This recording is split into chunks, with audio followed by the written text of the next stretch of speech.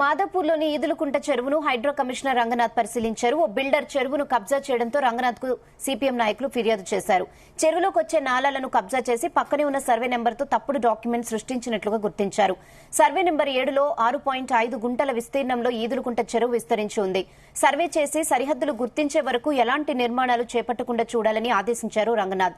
బిల్డర్కు అనుమతిచ్చిన irrigation అధికారులపై రంగనాథ్ ఆగ్రహం వ్యక్తం చేశారు. కుకట్పల్లి సర్వే నెంబర్ 1000 తెలుసా పెద్ద ఇది ఓవర్లాప్ అయితే అదే ఉంది, అది మనకి సంబంధం లేదని వదిలేస్తాం.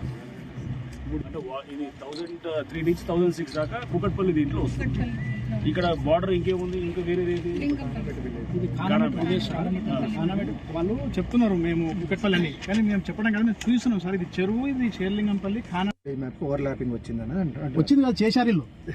రెవెన్యూ రికార్డ్స్ 1955 ఆసరాపాహి నుంచి ఈ రోజు వరకు స్పష్టంగా చెరువు అని ఉంది.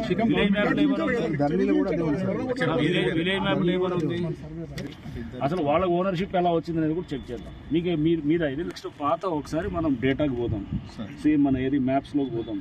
అసలు అది చెక్ సో లోతుకు పోదాం.